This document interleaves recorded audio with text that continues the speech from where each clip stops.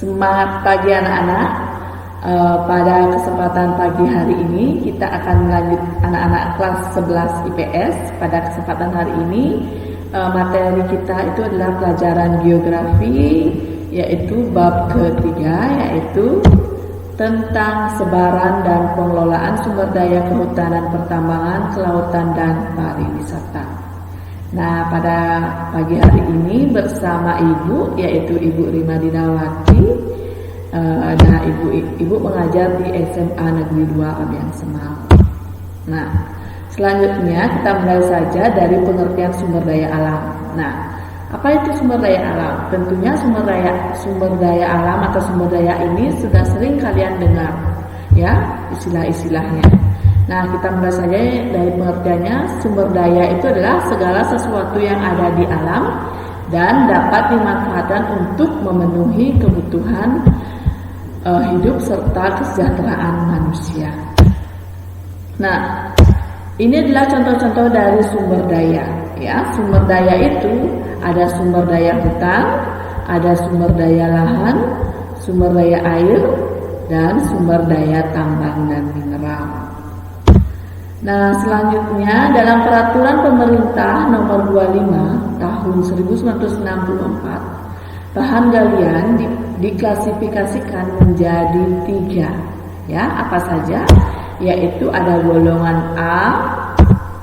Ya, golongan A itu apa? Golongan A itu merupakan bahan galian strategis dan sangat penting bagi keamanan perekonomian negara. Nah, makanya golongan A ini disebut dengan galian strategis. Contoh dari golongan A itu adalah batu bara, tembaga, nikel, timah, mangan. Nah, itu adalah bahan-bahan yang digunakan yang sangat penting untuk bagi keamanan dan perekonomian negara. Yang kedua yaitu golongan B. Golongan B merupakan bahan galian vital dan bersifat untuk memenuhi kehidupan hajat hidup orang atau masyarakat. Nah, contoh dari golongan B ini adalah emas, perak, asbes, permata, magnesium, dan seng. Nah, karena ini digunakan untuk memenuhi kebutuhan hajat hidup orang masyarakat. Ya. Selanjutnya ada 3. Yang ketiga itu adalah golongan C. C, ya. Nah, golongan C ini pernah nggak kalian di jalan lihat itu ada galian C, galian C, galian C yang seperti itu. Nah, galian C yang dimaksud di sini itu adalah tidak termasuk ke dalam golongan A dan B. Contohnya kan sering di jalan itu ada mereka menggali lubang kayak itu, ya. Itu galian berupa kapur, batu apung, tanah liat, dan marmer. Ya, nah itu adalah contoh dari golongan C. Nah, selanjutnya itu adalah klasifikasi sumber daya alam. Klasifikasi sumber daya alam ini nanti kita jelaskan satu persatu, ya. Yang pertama itu adalah berdasarkan sifatnya, berdasarkan habitatnya, berdasarkan pemulihannya, berdasarkan bentuknya, dan berdasarkan pemanfaatannya. Nah, kita mulai saja yang pertama, yaitu dari berdasarkan sifatnya. Nah, sumber daya alam itu atau sumber daya berdasarkan sifatnya, sumber daya itu dibagi menjadi dua, ya. Sumber daya hayati dan sumber daya non hayati. Sumber daya hayati itu adalah sumber daya yang berasal dari makhluk hidup atau biotik. Ya. Nah, ini adalah contoh dari sumber daya hayati, yaitu hasil pertanian, perkebunan, pertambangan, dan perikanan. Yang kedua yaitu sumber daya non hayati, yaitu adalah sumber daya alam yang bukan berupa makhluk hidup. Contohnya itu adalah pasir, ya, tanah, batu, barang tambang, dan lain sebagainya. Yaitu adalah berdasarkan sifatnya dibagi menjadi 2, yaitu sumber daya hayati dan sumber daya non hayati. Nah, selanjutnya sumber daya berdasarkan habitatnya, ya. Itu ada sumber daya terestis, ya. Sumber daya terestis itu artinya sumber daya yang ada di daratan, ya. Contohnya itu adalah sumber daya yang sangat berkaitan dengan daratan. Contohnya itu adalah batu bara, emas, pertanian, perkebunan, dan peternakan. Nah, itu adalah contoh dari sumber daya terestis. Pokoknya sumber daya yang ada di daratan itu. Ya. Selanjutnya sumber daya akuatis. Sumber daya alam akuatis itulah sumber daya alam yang ada di perairan. Ya, segala sumber daya alam yang pengambilannya itu di air atau di perairan itu termasuk sumber daya alam akuatis. Contohnya, sumber daya alam yang berkaitan dengan perairan. Contohnya itu adalah apa? Mutiara, ikan, udang, rumput laut, ya. Itu adalah semua sumber daya alam yang berada di akuatis atau di perairan, ya. Nah, selanjutnya berdasarkan pemulihannya. Nah, berdasarkan pemulihannya, sumber daya alam itu dibagi menjadi 3, ya. Yang pertama itu adalah sumber daya alam yang dapat diperbaharui atau disebut dengan renewable resource. Nah, apa saja itu sumber daya alam yang dapat diperbaharui? Tentunya kalian sudah tahu ya sumber daya alam apa saja yang dapat diperbaharui. Nah, Ibu kasih tahu di sini sumber daya alam yang dapat diperbaharui itu adalah kesuburan tanah yang kayak gitu ya.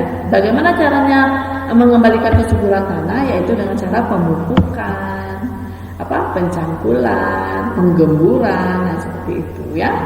Tumbuhan dan hewan itu dapat diperbaharui karena hewan itu melakukan produksi atau reproduksi, sedangkan tumbuhan kita bisa dengan cara pengembangbiakan dengan cara menanam ulang, pembijian, penyerbukan kayak gitu. Makanya kesuburan tanah, tumbuhan dan hewan itu merupakan sumber daya alam yang dapat diperbaharui, ya. Yang kedua, yaitu adalah sumber daya alam yang tidak dapat diperbaharui atau disebut dengan unrenewable resource, ya. Apa saja contohnya?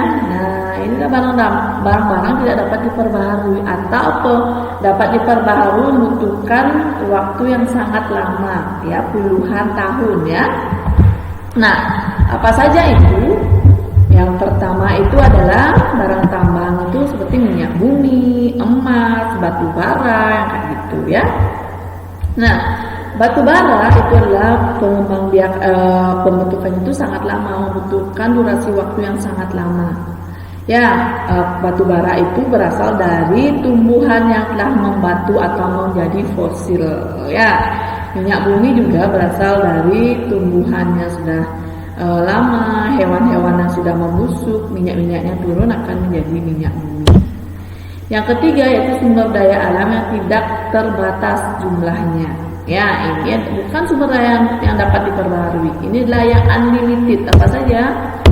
Nah, yaitu seperti sinar matahari, udara, arus air laut. Nah, itu merupakan sumber daya alam yang jumlahnya tidak terbatas atau unlimited. Ya, angin juga. Nah, selanjutnya sumber daya berdasarkan bentuknya. Nah, sumber daya berdasarkan bentuknya itu ada sumber daya lahan, sumber daya hutan, sumber daya air, sumber daya laut, dan sumber daya mineral. Mineral itu bukan air ya, mineral itu adalah barang tambang. Nah, selanjutnya berdasarkan pemanfaatannya, yaitu sumber daya alam materi. Yang dimanfaatkan adalah materinya yang dimanfaatkan, ya, sumber daya alam tersebut. Contohnya bahan galian, kan materinya, bahannya yang dimanfaatkan, itu artinya. Nah, selanjutnya sumber daya alam energi. Nah, yang sumber daya alam energi ini yang dimaksud adalah, yang dimanfaatkan itu adalah energi yang terkandung di dalamnya. Contoh itu adalah BBM, ya. Itu merupakan sumber daya energi. Contoh lagi sumber daya energi itu adalah air, ya, arus laut. Itu yang dimanfaatkan itu adalah arusnya, gelombangnya. Nanti akan menimbulkan listrik yang seperti itu. Nah, yang ketiga itu adalah sumber daya hayati. Nah, sumber daya ini yang dimanfaatkan itu adalah makhluk hidupnya. Contoh dari sumber daya alam hayati itu adalah tumbuhan dan hewan. Yang ketiga, selanjutnya yang keempat. Nah, kita yang keempat itu adalah sumber daya alam ruang. Merupakan pemanfaatan ruang atau tempat yang diperlukan manusia dalam kehidupan. Nah, sumber daya alam ruang ini contohnya apa? Tempat melakukan rekreasi, ya. Ruang ini adalah bumi kita ini, ya. Misalnya tempat untuk bercocok tanam, ruang itu adalah berupa apa? Lahan, yang seperti itu. Itu adalah sumber daya alam ruang, merupakan pemanfaatan ruang atau tempat yang diperlukan manusia dalam hidupnya. Misalnya rumah, tempat rekreasi, sekolah, rumah sakit, taman-taman rekreasi itu, ya. Yang kelima yaitu adalah sumber daya alam waktu atau sumber daya waktu. Nah, sumber daya alam yang dimanfaatkan itu tergantung waktu. Contoh, ya berdasarkan waktu, ya, sawah tak ada hujan, hanya dapat difungsikan saat penghujan. Misalnya, maksudnya sawah tak ada hujan itu adalah tidak ada pengairan di sana. Jadi sawah itu dapat dikembangbiakan apabila turun hujan karena tidak ada saluran irigasi yang seperti itu. Ya, itu berdasarkan waktu. Nah, berdasarkan nilai guna di sini adalah yang pertama itu adalah sumber daya alam ekonomis tinggi, yaitu sumber daya alam yang mendapatkannya memerlukan biaya besar. Nah, misalnya ekonomi tinggi itu mendapatkannya itu adalah penggaliannya itu membutuhkan apa, ya, biaya yang besar. Contohnya emas, perak, berlian itu kan membutuhkan apa, ya, usaha yang besar, ya, dalam mendapatkan mineral tersebut, ya. Nah, selanjutnya itu adalah sumber daya alam ekonomis rendah, yaitu sumber daya alam yang mendapatkannya tidak memerlukan biaya yang begitu tinggi. Contohnya pasir, jenis-jenis batuan, dan gamping. Karena itu berada di permukaan bumi, jadi tidak membutuhkan biaya yang besar untuk mendapatkannya. Jadi itu namanya ekonomis rendah. Tapi dia itu kan memiliki nilai ekonomi juga, ya, bisa dijual belikan, tapi tidak membutuhkan biaya yang besar untuk mendapatkan itu. Selanjutnya sumber daya alam non ekonomis, ya. Sumber daya alam non ekonomis adalah sumber daya alam yang mendapatkannya tanpa mengeluarkan biaya dan bisa didapatkan dalam jumlah yang tidak terbatas, ya. Ini non ekonomis, contoh itu adalah sinar matahari, udara, dan angin. Jadi kalian itu tidak membutuhkan biaya, ya. Contohnya kalau kalian itu menghirup udara, kan kalian tidak tahu berapa sih saya satu hari menghirup udara, kan tidak tahu kan.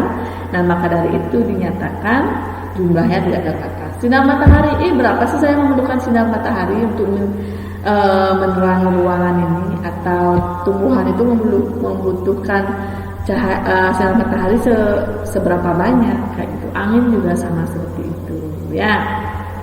Nah, selanjutnya yaitu potensi dan sebaran sumber daya alam, ya. Nah, sumber daya kehutanan yang pertama. Nanti potensi dan sebaran sumber daya itu ada dua, ya, sumber daya kehutanan dan sumber daya pertambangan yang persebaran. Nanti ada lagi satu, yaitu potensi dan pemanfaatan, ya. Nanti di sana itu ada pariwisata dan kebudayaan, ya. Nah, selanjutnya potensi dan sebaran sumber daya itu ada nanti sumber daya kehutanan, sumber daya pertambangan. Nah, sumber daya kehutanan. Kalau kehutanan itu hutan yang ada di Indonesia yang kita miliki ini adalah hutan tropis. Tentunya ciri-ciri hutan tropis kalian sudah tahu kan, memiliki pohon yang tinggi, memiliki tumbuhan yang heterogen yang banyak, ya, lembab, berkanopi itu. Apa manfaat dari hutan? Nah, sumber daya kehutanan Indonesia itu sangat banyak, ya. Indonesia itu tidak hanya memiliki hutan tropis saja. Indonesia juga memiliki hutan bakau yang sangat luas, ya. Hutan bakau ini akan menyimpan yang namanya blue carbon yang pernah Ibu jelaskan waktu ini. Ya, blue carbon itu artinya mangrove itu menyerap karbon dioksida, kemudian dia simpan di dalam air. Nah, itu fungsinya. Jadi dia tidak sebarkan di langit kita. dia simpan langsung di dalam air. Nah, apa saja sih manfaat-manfaat hutan? Nah, yang pertama, hutan penyedia udara bersih. Benar nggak? Nah, satu-satunya makhluk yang ada di bumi yang dapat mengubah karbon dioksida menjadi oksigen itu hanya satu, yaitu hutan atau tumbuh-tumbuhan. Nah, jadi kalau hutan kita banyak ditebang, maka tumbuh-tumbuhan itu karbon dioksida itu jumlahnya akan semakin meningkat. Nah, maka dari itu hutan itu adalah penyedia udara bersih. Selanjutnya, hutan menyediakan sumber air bersih, benar ya. Kalau tidak ada hutan, maka sumber air bersih itu tidak akan ada di dalam perut bumi. Ya, karena yang menyimpan sumber air bersih itu adalah hutan. Ya, contoh kalau Kintamani dia itu tidak memiliki air. Coba kalian lihat yang ada di misalnya di mana tuh? Di Pengelukan itu namanya apa? Tapak Siring. Kan di situ banyak ada sumber mata air ya, kelebutan itu ya. Nah, itu merupakan air yang berasal dari hutan Kintamani. Gianyar yang mendapatkan, Badung yang mendapatkan dampaknya. Tapi orang-orang Kintamani, Buleleng kayak itu sedikit mendapatkan air karena dataran tinggi itu dia menyimpan, kemudian dialirkan ke dataran rendah. Selanjutnya, hutan mencegah banjir erosi. Iya benar ya. Kalau kalian itu menebang hutan, tidak ada yang menyerap air itu, maka air itu akan langsung mengalir ke dataran rendah, akan mengakibatkan erosi dan banjir.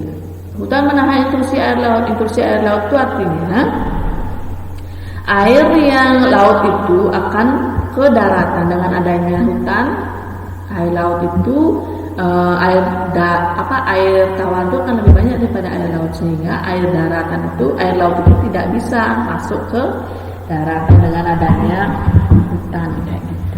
Ya. Selanjutnya adalah hutan penyedia hasil kayu dan bukan kayu.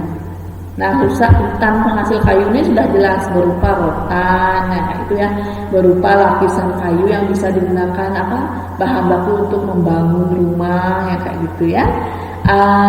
Hutan juga penyedia bukan kayu. Bukan kayu ini apa artinya? Contoh, hutan itu menghasilkan madu, dia kan menghasilkan rotan, menghasilkan damar, kayak gitu ya. Menghasilkan tempat ekosistem kayak gitu ya, itu artinya bukan kayu ya. Selanjutnya, hutan sebagai sumber pangan, jelas ya, hutan itu merupakan sebagai sumber pangan ya, tempat berlangsungnya makhluk hidup ya. Selanjutnya, hutan sebagai sumber plasma nufah dan penghasil obat-obatan. Ya benar, plasma nufahnya artinya gen-gen ya, gen-gen baru ya. Makhluk-makhluk hidup baru itu berasal dari hutan.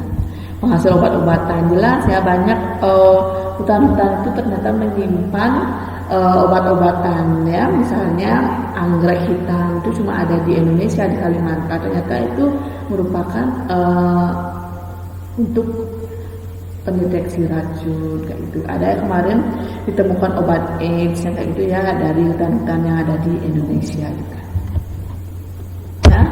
Selanjutnya, hutan sebagai penyedia wisata alam, jelas ya, wisata alam. Jadi kalian itu dapat kunjungan ke sana ya, sebagai tempat rekreasi seperti itu. Nah, persebaran sumber daya pertambangan ya. Nah, ini merupakan persebaran sumber daya pertambangan yang ada di Indonesia. Contoh ya, kalian lihat ini, nanti kalian juga ada di internet kok, cari aja persebaran sumber daya tambang. Nanti akan muncul seperti ini, kalian simpan ya. Nah, contoh misalnya kalau lihat seperti ini. Oh, ini gambar apa ya? Betul seperti itu. Oh, ini adalah minyak bumi. Jadi persebaran minyak bumi yang ada di Indonesia itu berada di sini, Sumatera Utara, Kepulauan Natuna, Sumatera Tengah, Selatan juga banyak. Minyak bumi juga ada di Kalimantan Timur. Minyak bumi juga banyak ada di Pulau Jawa, minyak bumi ada di Pulau Tenggara, di Pulau Seram juga ada minyak bumi, di Pulau Kai, di Pulau Kali. Sumber daya pertambangan, Ibu sebut ulang lagi ya, sumber daya pertambangan. Kalian nanti bisa cari gambarnya di Google ya. Nah di sini sumber daya pertambangannya itu persebarannya itu ada di Indonesia itu sangat banyak sekali ya, sumber daya alam yang dimiliki Indonesia ya. Nah kita mulai saja lihat ini gambar yang hitam-hitam ini. Kalian lihat di legendanya ya. Di legenda ini ternyata yang warnanya hitam seperti ini itulah minyak bumi. Nah persebaran minyak bumi yang ada di Indonesia itu ada di mana? Nah di sini ya, ada di Sumatera bagian selatan, bagian utara. Kemudian ada di Kalimantan bagian timur ya, ada di Pulau Jawa juga, ada di Pulau Tenggara, Pulau Seram, Pulau Kai, dan di Papua juga ada persebaran minyak bumi. Ini di kepalanya Papua itu adalah minyak bumi, bukan emas. Emas itu ada di badannya sini. Ya. Nah selanjutnya marmer ada di mana persebarannya? Ya ini ada di Jawa Timur ya, di Tulung Agung namanya. Ada juga di Papua, di sini tempatnya. Selanjutnya di Sumatera juga ada ya, yaitu di Rejang Lebong. Kemudian coba kita lihat nikel persebarannya di mana sih di Indonesia? Nah coba kita lihat kotak, bentuknya kotak seperti ini. Nikel itu sebagian besar berada di Pulau Sulawesi ya, dan di Pulauan Halmahera juga ada nikel ya. Selanjutnya intan. Nah, intan ini juga ada di Kalimantan banyak ya. Nah, selanjutnya juga ada bentuknya seperti emas dan perak. Persebarannya itu ada di mana saja? Ternyata emas dan perak ada di Papua, ada di mana nih lagi? Emas dan perak ada di Kalimantan ya. Mana nih? Emas dan perak di sini ada juga di Kalimantan, ada juga di Pulau Jawa ya, emas dan perak. Ada juga di Sumatera. Nah, selanjutnya bauksit juga banyak ada di Kepulauan Pulau Bintan ya, ada juga di sini ya, Singkarang. Nih, ini ya. Selanjutnya batu bara yang ada rodanya ini adanya persebarannya di mana? Ini ya, di Pulau Sangkarapi di Kalimantan ya, Kalimantan Selatan. Kemudian sebagian besar ada juga di Sumatera ya. Nah, ini Sumatera dan Kalimantan persebaran batu bara yang ada di Indonesia. Mengapa? Karena di sini merupakan banyak ada hutan. Di Kalimantan juga banyak ada hutan, makanya di situ banyak ada batu bara. Karena batu bara itu berasal dari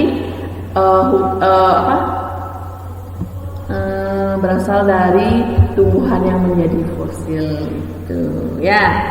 Selanjutnya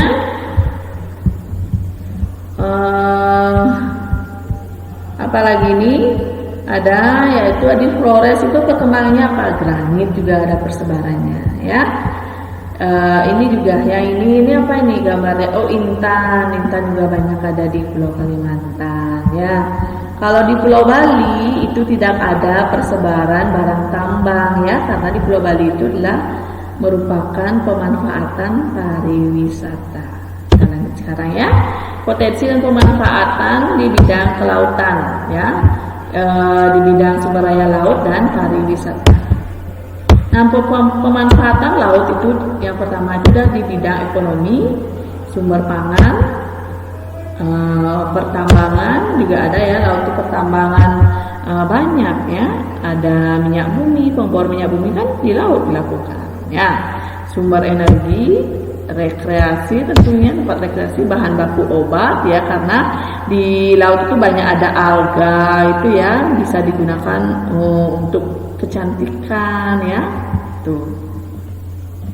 Selanjutnya, sumber air bersih. Laut itu ternyata sekarang juga sudah banyak digunakan sumber air bersih, tapi melakukan disaring dulu ya, biar kadar garamnya itu lebih berkurang. Kalau orang-orang kapal pesiar kan mereka airnya itu kan berasal dari laut. Itu penetralan dulu, kemudian baru digunakan atau dikonsumsi untuk mandi, kayak itu menjadi air tawar. Selanjutnya sarana transportasi ya, laut itu memang digunakan sarana transportasi penghubung negara-negara yang ada di dunia. Selanjutnya juga di bidang pendidikan, pemanfaatan kelautan juga digunakan di bidang pendidikan. Laut merupakan salah satu objek penelitian pendidik yang sangat potensial ya. Dari dulu orang itu yang dapat menyelam ke dasar laut itu seluruh dunia itu baru 2-3 orang sampai dasar laut terdalam. Coba keluar angkasa, udah berapa orang yang menginjak bulan, berapa orang yang pergi ke Mars, kan banyak orang. Sedangkan ke dalam laut itu masih banyak misteri-misteri yang belum diungkapkan di laut. Makanya digunakan sebagai di bidang pendidikan, itu merupakan objek penelitian pendidik yang sangat potensial gitu. Ya. Selanjutnya, nah, pemanfaatan lautan juga digunakan sebagai bidang konservasi alam. Misalnya kayak Taman Bunaken itu kan digunakan untuk konservasi, melindungi tumbuh-tumbuhan dan karang-karang. Laut juga digunakan dalam bidang keamanan ya. Dalam bidang keamanan seperti menteri yang dulu itu yang Astuti itu ya, siapa namanya, Puji Astuti itu ya. Itu kan digunakan untuk batas-batas laut Indonesia itu berapa dengan negara-negara lain, sampai di mana. Itu sebenarnya materinya itu ada di Poros Maritim ya kemarin. Nah, selanjutnya pemanfaatan pariwisata. Nah, pemanfaatan pariwisata di sini itu adalah, nah, pariwisata, keragam budaya Indonesia sangat potensial ya, di apa ya, untuk meningkatkan taraf ekonomi masyarakat. Tetapi ya, sampai saat ini keragaman budaya di Indonesia belum dimanfaatkan secara optimal untuk mensejahterakan masyarakat. Padahal kebudayaan itu sangat potensial. Indonesia ini memiliki beraneka ragam kebudayaan yang bisa dipamerkan untuk negara asing. Contohnya seperti Bali. Bali apa saja sih yang dikembangkan yang bisa menarik wisatawan? Bali tidak memiliki barang tambang loh ya. Ya, Bali itu cuma memiliki pariwisata. Dengan adanya pandemi seperti ini, pariwisata Bali itu anjlok karena tidak ada kunjungan. Ya, jadi perekonomian Bali pun ikut anjlok. Nah, makanya Bali itu sangat sangat bergantung pada pariwisata dan kebudayaan. Nah, apa saja sih kebudayaan yang dapat dimanfaatkan dalam bidang pariwisata? Contohnya seperti makanan, rumah adat, alat senjata. Kalian bisa kok, kalau Bali, kalian bisa main ke Bali Nusa kayak itu ya, yang Taman Nusa itu di situ ada seluruh kebudayaan yang ada di Indonesia, kayak Taman Mini Indonesia Indah, di Taman TMII yang lebih mini ada di sana. Ya, kalian bisa di sana foto-foto, ada alat, ada rumah-rumah adat yang seperti itu. Ya, itu kalau dikembangkan kebudayaan Indonesia itu sangat memiliki nilai ekonomis yang sangat tinggi. Ya, hanya baru di Bali yang sangat mengembangkan pariwisata itu sebagai mata pencaharian. Tapi dengan adanya pandemi ini, perekonomian Bali itu jadinya merosot. Ya, karena kita ini bergantung dengan pariwisata. Nah, inilah contoh pemanfaatan kebudayaan. Kalau ini adalah makanan sagu khas Maluku. Kalau di Bali, apa saja yang terkenal makanan khasnya itu babi guling, lawar, kayak gitu ya. Betutu Bali kan terkenal sampai keluar wilayah. Ya. Selanjutnya, nah ini adalah pesta-pesta kesenian. Kayak di Bali itu ada PKB.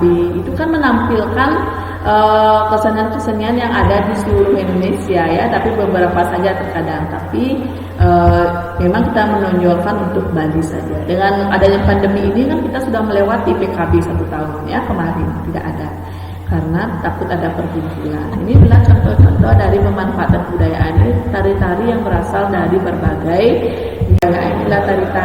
Inilah tari-tari yang ada di Indonesia ya. Selanjutnya ada juga rumah ya, rumah berbagai jenis rumah yang juga merupakan kebudayaan yang Indonesia yang sangat dekat. Kalau di luar negeri itu nggak ada rumah-rumah seperti ini ya, cuma masih ada di Indonesia. Nah ini adalah salah satu contoh rumah adat yang ada di Indonesia. Ini berasal dari mana? Iya, berasal dari Papua. Ini rumah adat apa namanya? Ada yang tahu nggak? Iya, ini namanya rumah adat Honai ya. Kalau di Indonesia, kalau di Bali juga ada candi bentar biasanya yang digunakan ya sebagai rumah adat kita ya. Selanjutnya ada rumah gadang, ada rumah panggung, yang kayak itu ya, contoh-contoh rumah adat yang ada di Indonesia. Lihat nah, mereka mendirikan bendera merah putih di sini ya, berarti sangat berarti sekali bangsa itu hadir di wilayahnya dia. Nah demikian ya adalah penjelasan Ibu tentang menganalisis persebaran dan pengelolaan sumber daya ya, sumber daya alam yang ada di Indonesia, dari sumber daya kehutanan, kelautan, pertambangan, pariwisata dan budaya itu ya. Nah demikian penjelasan Ibu tentang bab ketiga ini. Semoga video Ibu ini bermanfaat bagi kalian dan kalian bisa putar berkali-kali. Pokoknya masa pandemi ini kalian tetap jaga kesehatan, patuhi protokol kesehatan COVID ya, jaga jarak biar kita segera bisa berkumpul kembali di sekolah ya. Sekian dan terima kasih. Om Santi Santi Santi.